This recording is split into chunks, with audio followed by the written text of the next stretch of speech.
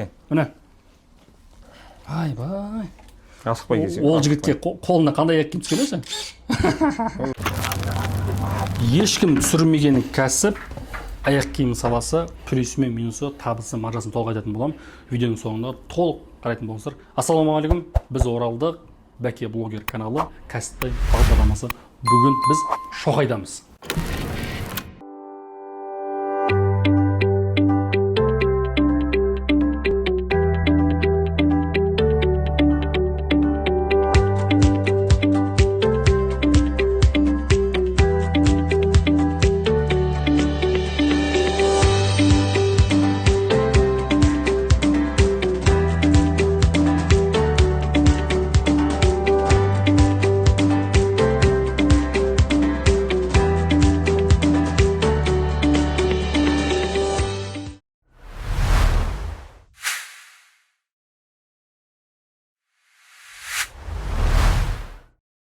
Ютубардан қолға алып жатыр. Алла қаласа бұл арнада бұрынғыдай тек қана кәсіп жайлы нағыз кәсіпкерлердің пайдасымен толық түсіретін боламыз. Бүгін қазір Шоқай брендіне келдік. Шоқай брендінің негізін қалаушы Серік аға келдік. Серік аға, ассалаумағалейкум. Уағалейкум. Қалайсыздар? Амансыз қалыңыз қалай? Кәсіп береке берсін. Амин, амин. Так, Сәке, сізден бүгін сұхбат аламыз. Кем ақпарат аламыз сізден. Толық жалпы Шоқайдың негізін қалаушысыз. Иә. Неге осы аяқ киім саласы? Бастамасы өзі қызық болды жалпы. Бұл кезге дейін жаңа экспортпен айналыстық. Экспорт деген енді миллиардта, өзіміз жаңа Казгуды бітіргеніміз бар, үлкен кісілермен жұмыс істегеніміз бар. Бірақ аяқ киім саласына аяқ киім жыртылып қалып келдім. Мастермен сөйлестім. Аяқ киім тіге алатын айтты, спонсор болса біраз жүргізе алатын айтты. Сонымен келісе отырып, бүкіл экспортпен айналып жатқан ақшамды осы салаға салып, кәсіпті бастап кеттік жалпы. Жалпы өте қиын болды бастау. Тем более 2016 отандық бренд, ешқандай сұраныс жоқ. Осылай бастадық. Так, Сәке, бұл аяқ киім саласы жалпы таза маржа қанша? Біздегі таза маржасы 13% таза көреміз. 13%. Налог, расход, аренда, жұмысшылар барлығын шығарып тастағанда. Көмір сугасы бар. Мысалы, бір аяқ киімнен таза 13% пайда қалады. Иә. Сол есептен ғой. Жақсы. Жалпы осы аяқ киім саласын бір точкасын ашу үшін қанша қаражат керек? Нулевой. Кем дегенде бір 30 миллион керек қой? 30 миллион. Иә. Так, сіздерде бір артықшылық, мұнда аяқ киім бәрін өзіңіз өндіресіздер, дұрыс қой? Өзіміз өндіреміз. Иә. Мысалы, мұнда бағасы? Бұл 30 мыңнан. 30 мың. Бұл енді жазға арналған текстильмен комбинация кожаный. Біздегі плюсы іші былғары болады. Ұлтарағы былғары. Біздегі мақсат не үшін толыққанды былғарымен толыққанды неге былғары саласындамыз? Себебі өзім бұрыннан былғары кием, және былғары деген біздің ойымызда, кез келген адамның ойында өте қымбат баға. Мысалы, біз өзіміз кезінде 100 мың, 150 мың солай киеміз. Бірақ соны максималды түрде өзіміз жасап, қарапайым халыққа қолжетімді бағада ұсыну мақсатымыз. Біздің бағамыз ешқашан 40 мың теңгеден аспаған. Жазғымыз да, қысқымыз да. Бәлкім кейбіреу табаны өте қымбат келгеннен бір 42 мың теңгеге барған кез болған шығар. Негіз бағамыз 30 мен 40 мың теңгенің арасында. Демек, Шоқайдың ең қымбат аяқ киімі максимум 50 мыңға көтерілуі мүмкін. Былайша? Мүмкін. Иә. Оның өзінде биыл ұстап қалуға тырысамыз. Еще НДС қосылса, енді бәлкім сол 10% разница болуы мүмкін. Так, алдын бір әлеумет қолданушымыз, яғни бір блогер келіп, осы Шоқайды толықтай кесіп, бір жарам емес деген бір неге келген екен. Сонымен осы YouTube арнаға түскеннен кейін нақты өзім көзім түскен тұр. Ешқандай эксперт емеспін. Жай ғана тұтынушы ретінде Шоқайдың нағыз аяқ киім қандай көрініп тұр. Так, қолымдағы бағасы 35. 35 мың. Ал, ашайын, қараңыздар. Аштым. Ішінде ұлтараға міне қалың көріп отырсыздар. Қандай не? Но терлетпейді. Терлетпейді, былғарымен. Жоқ, адамның өзі жалпы терлеу, қалай айтсам, жаратылысы өзі бумен пардан тұрады ғой. Адам міндетті түрде терлегенде иіс шығармайды. Я антибактериальный болып саналады кожа. Так, ішін қараңыздар.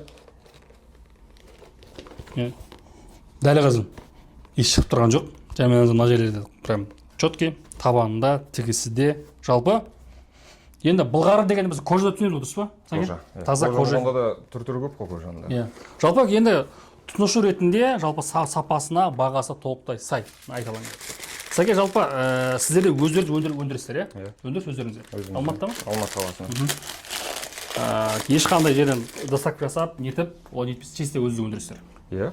Ну, табандар шет жақтыңқы, Италия бар, Турция бар. Жалпы осылай Қытайдың табандарында көріп келдік. В основном олар енді ұнамады, себебі бәлкім ол мынандай трапичный деп халықтың аузында айтады. Матамен тігілетін табандарға жарау мүмкін, өте жұмсақ. Ал оны кожа ауыр болады, ауыр болған екен ол жұқа жеңіл табандарға қойсаң, онша шықпайды да, ол айтқанда. Неудобно, бір-бірімен сәйкес келмейді. Аяқ киім саласына сәйкес жалпы сезон таңдай ма? Сезон таңдайды әрине. Мысалы, ең сізде қалтаңызға мықты қыры түсетін қай сезон аяқ киім саласында? Аяқ киім саласы бізде кожа болған екен, кожа көбінесе августтен күз, қыс. Көбінесе сол кезде сұранысқа ие. Не үшін? Себебі жылы болу керек, табиғи жүн, табиғи мех болу керек. Сол себептен біздің сұраныс көбінесе күз бен қыста. Көктем орташа, жаз вообще тыныш. Себебі бұлға жазда енді кез келген шлепка, суретпе киіп кете беретін уақыт қой. Оны қарамайды қатты сапаға. Бұл енді өндіріс кәсібі, дұрыс па? Товарный кәсіп емес, өндіріс кәсібі саналады, дұрыс па? Жалпы осы өндіріс кәсібінде сіз жарнамаға қанша көңіл бөлесіз және қанша қаражат жұмсайсыз? Бір айда. Бір айдың өзіне бір 5 миллион кетеді жарнаманың өзіне. Ол минимальный. Минимальный. Ол қатты блогерлермен келіспейді. Ну, орташа блогерлермен келісіп жасаған кезде, қымбатына кете берсең 15 миллионға дейін кететін кездер болады. Енді барлық ақша ғой. Мысалы, қазір бізде апрель айындамыз. Март айында сіз қанша жарнама ақша жұмсадыңыз? 5 миллиондай. 5 миллион сізге қанша болып келеді? Сізге есеп бойынша? 30 миллион, 40 миллион алып келеді. Ол тоже сезонға да байланысты ғой. Қыста тура осын салатын болсаң, ол көп алып келеді. 30 миллионға алып келуі мүмкін. Ал жазда салсаң, одан бір 10 миллион солай келуі мүмкін. Бірге бір хотя. Негізгі трафик толықтай әлеуметтік желіден келеді. Әлеуметтік желі и сарафан. Сарафан, Енді нарықта 10 жылдай болып қалдық қой. Ол да бар. Одан кейін баға бар. Баға в основном бізде басқа брендтермен де шатасып жатады. Отандық дегенде жалпы халық қымбат деп түсінеді. Мен өзім де білем, мен өзім нағыз отандықты қолдаушымын. Мен посттарымды көрсеңіздер де в основном отандық киім. Қымбат болса да, ол менің қолдағым келгендіктен. Себебі ниетте көріп тұратын Құдай, сен қандай ниетте боласың, адамдарды саған сондай ниетте болады.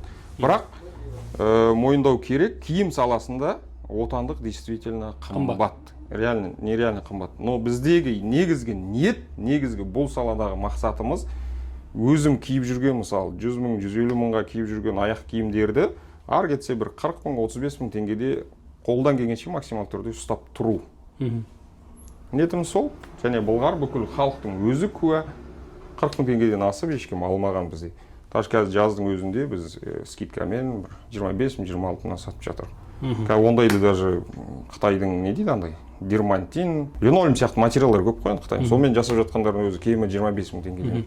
Қазақи деп қалдыңыз сәке. Жалпы біздің елде қазақи брендті қолдау жалпы қалай? Белгіленіп жатыр ма әлде бізде сыртқы өнімге қатты көңіл бөле ме? Негізінде қолдайтындар көп. Қолдайтындар ниетінде барлар действительно көп. Бірақ біздегі бір дүние бар, қазақ десе өзіңе тиет деп қолданады. Ол сөзді көбінесе қолданғым келмейтін. Бірақ өтірік емес, дамып келетсаң, өсіп келетсаң, саған бір минус тиетін болса, немесе сені түсінбеген болса, лишь бы жамандауға, лишь бы сені түсіріп тастауға, лишь бы басып тастауға, оны білмейсің, может, айналаңдағы адамдар ма, айналаңдағы қоғамың ба, жалпы ондай нәрсе бар. Қазақ мысалы бай деген сөзді, мысалы байым дейді, күйеуін айтады. Бай деген ол бірінші деген мағынаны береді. Яғни менің айналамдағы адамдардың бәрі бірінші мықты адамдар болатын болса, менде бірінші болуға септігім көп. Сол себептен менің ризығымның артуына себеп болған айналамдағы адамдарға қуана білуімнен. Жалпы осындай жақсы ұстаным. Керемет. Так, нағыз жалпы сіздердің негізгі клиенттеріңіз әлеуметтік желіден келе ме, әлде офлайн немесе онлайн? Көбінесе әлеуметтік. Енді қазір барлығы әлеуметтік желі ғой. Кез келген сала. Бұл сұрақ не үшін қойып жатырмын? Мысалы, егер менің осы YouTube көріп жатқан кісілер енді онлайн кәсіп ашса мысалы да. И, например, Қытайдан болсын, басқа болсын, либо бір өз өнім өндіріп, мысалы, жалпы қандай неге фокус қою керек? Әлеуметтік желіге фокус қою керек, әлде бір керемет жаңағыдай квадратный зона дейді мысалы, арендасы жақсы керемет жерге орналасу керек пе? Жалпы бұл сала қайсысына тәуелді? Онлайнға, офлайнға тәуелді ма? Егер азшығымен бастайым десе, барлығы білетіндей, немесе білмейтіндей шығар. Әлеуметтік желімен бастаған бастап көрген, тестировать етіп көрген өте жақсы болады. Негізі, иә. Ал жоқ, сразу менің ақшам бар, сразу кірем десе, әрине мықты торговый домдардың ішіне кіріп, мысалы Қытайдың брендтері, Анта, сол сияқты өзім байқаған, тарихтарын оқып шыққан, олар просто 4 жылдан бері бүкіл әлемдегі мықты мемлекеттердің торговый домдарына қойып тастаған, саудасы жүрсін жүрмесін халықтың көз алдында. Мысалы Мегада просто Анта тұр. Бір барасын, екі барасын, үш барасын, ол сенің алдыңда кәдімгі мықты бренд сияқты көз алдында қалады, сосын ала бастайсың. Солай өсуге болады. Ол ақшаны көп талап етеді, әрине. Негізінде бастап көру, тестировать ету әлеуметтік желімен өте жақсы болады. Так, сіз мұндағы Алматы қаласындағы бұл екінші нүктеңіз? Алматы қаласындағы екінші нүктеңіз. Квадратура? 80 квадрат. Так, көріп шайсақ, е? Ремонт жасап жатыр? Дәл қазір ремонт болып жатыр екен, қараңыздар. Өзіміздің сегментке заманға сай, бұл айтқанда брендированный стильде жасап жатқанымыз жалпы. Барлығы көрінісі, көзге көрінісі, көзге көрінетіндей қылып, және сапа көрініп тұратындай. Негізі ішіндегі құрылыс қандай болсақ, мысалы, мынандай кездерде болды бізде. Бұдан да нашар басқа қалаларда кіріп басып кеткен кездер болды. Аяқ киім, мысалы, сапа жағынан жаңа өздеріңіз көріп жатсыздар, мысалы 150 мыңға басқа бренд деп ұсынсақ та өтіп кете береді. Главное, өзінің аудиториясын тапса болды. Бірақ оны қанша жерден сені әкеп қарапайым жерге қойып қойсаң, ол өзінің күшін көрсете алмайды. Сол себептен зданияның көрінісі міндетті түрде болу керек. Соған кірісіп жатырмыз. Так, дәл осы Алматыда қазір ең мықты жерде тұр. Адресын айтып кетейік, Роза Бакиева. Роза Бакиева 208, Тимирязев қиылысы. Дәл жүр Шоқай орналасқан, егерде келіп алсаңыздар болады. Аренда қанша? Енді әрқайсысы әртүрлі ғой. Осындағы адрес? Миллион үсті. Миллион үсті. Еще ремонт шығыны өзімізден болып жатыр. Бір кассир, бір не болады, әлі біреу ғана ма? Екеу болады. Екеу болады, күнделік жұмыс жасайды? Күнделікті жұмыс жасайды. Өндіріс Алматы қаласы болғанмен өндіріс бұл жерде емес, тек қана келіп отырады. Өндіріске жиі барасыз ғой өзіңіз? Иә, күнделікті ғой, ол қараусыз болмайды, және ауыртпашылығы бар өзінің жүктері. Потому что ол өзінше үлкен бизнес. Үлкен, вообще екі ортада үлгермейтін кез болады, шаршап кететін кез болады, кейде вообще басқа бағытқа ауысып кеткім келеді деген сияқты. Мен айтқым келеді, өндіріс кәсібі мен таварка кәсібі өте екі түрлі нәрсе. Себебі таварка деген ол аласың, коробкамен әкеліп сата қоясың, болды, ең бастысы сатсаң бұл мойнына түседі. Бұл жерде өндіріс өте күрделі, оның келуі, шикізаттың келуі, өндіруі және халыққа көрсету деген. Дұрыс па сәке? Әрине. Өте үлкен күрделі кәсіп бірі. Сол үшін айтқым келеді, егер де аяқ киім іздесеңіздер, Шоқайға келіп, өздерін тапсырып берсеңіздер болады. Сәке айтпақшы, сіз әлеуметтік желіңізге қарап қалдым, бір блогерға қарамаға жауап беріпсіз. Кімге? Қарақпен. Мақсат қандай болды? Мақсат халыққа толық табандар жайлы, табанның түрлі болатындығы жайлы дұрыс ақпарат беру мақсат болды. Так, сізде кесетін бар ғой, Кесетін бар. Ендеше мен тұтынушы ретінде, эксперт емес, тұтынушы ретінде бір кез келген аяқ киіміңізді кесіп көрейін. Но егер кез келген алса рұқсат қой? Рұқсат, ең ходовойы, мысалы. Так, давайте мынау, Ең ходовой осы қара түсті, және Ева табанда ең мықты, мақтаулы, жақсы өтіп жатқан. Ал, давайте, келіңіз, кесіп көрейік. Бағасы қанша сәкен ол? 35 мың теңге. 35 мың теңгені аяқ киім кесіп көреміз, ешқандай эксперт емес. Енді ал кімдікі шындық, кімді көреміз. Ал, бісміллә. Қаптың емес, қалың ғой. Қалың қаразар. Әкең. Міне. Бай. Асықпай кесіп. Біреуін беріп, сенген кесіпсе, 6 секунд кесіп өтеміз ана табан. Әне. Табанын көрдіңіздер. Мына өте қалың табан. Пустышка емес. Пустышка емес, мына. Қараңыздар мына.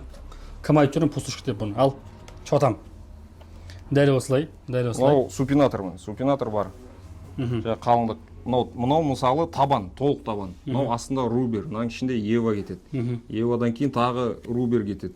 Одан кейін мынау спецкордон 2 слой салынған. 2 слойдан кейін мынау супинатор міндетті түрде болады. Және өзінің мынау қалың стелкасы. Стелканың бетінен кожа кетеді. Енді бұны артында не дейсің мынаны?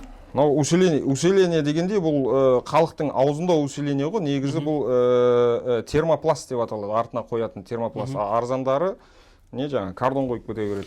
Ал енді көздеріңізше енді тұтынушы ретінде кесіп қарадық, сапасын көрдіңіздер, табанның қаттылығын, жалпы ұлтарағын. Жалпы енді ешқандай не жоқ, шүбә жоқ. Мына табан кесудің өзі қиын, немен аппаратпен. Бұл жерде толық табанда бар. Так что енді смело келіп тұтынсаңыздар болады. Кішігірім енді обзор ғой. Сарапшы тек қана бір ғана брендтен емес, түрлі брендтен қарап нақты шешім үшін себебі мына жерде барлығын кессек қана ұғым шығара аламыз. Кімде қандай сапада? Ол жерде жігіттердің түсіріміне тек қана бір нені түсіреді, обзорды, ары қарай сол брендке оценка жүреді. Ол өте қате деп түсінемін жалпы. Кем дегенде екі аяқ киімнен кесу керек. Кем дегенде мысалы, бір жазып та жалпы өнімді көрдік, қолымызды кестік, ешқандай монтаж, ешқандай бүкпесіз, жалпы табан көрдік, өте керемет. Сәке рахмет. Сұхбат жалпы ұнады, өнімді көрдік, көз алдыңызға кестік.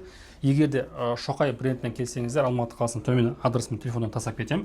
Сәке сұхбатқа рахмет. Қазақи брендті қолдап жүрейік. Бізге мүмкіндік берген тоже алғыс сізге. Рахмет Сәке. Қайсы береке берсін. Өздеріңді қолдап бір аяқ киімнен киіп кетіңдер, ақшасын төлеп, бізде қымбат емес, оны білесіңдер. Болды? Болды Сәке. Және Сәке сізден жаңа бір оқырманға беретін сыйлығыңыз бар еді сіздің. Сұхбат барысында Шоқайға қанша жыл болғанды айттым. Ең бірінші Шоқайдың қанша жыл болғанын тапқан адамға бізден бір аяқ киім сыйға, және өте жақсы комментарий жазғандарға барлығына бір былғардан сый. Комментарийіңіз көрсеңіз, келесі алып кете бересіз. Керемет. Так что Шоқайдың неше жыл екенін бірінші комментқа Шоқайдан бір аяқ киім. Рахмет Сәке. Ал Бәкеге деген құрметпен сый. Келіңіздер Бәкенің атынан. Все, арнаға тіркел, қолдан лайк бас, келіңіздер.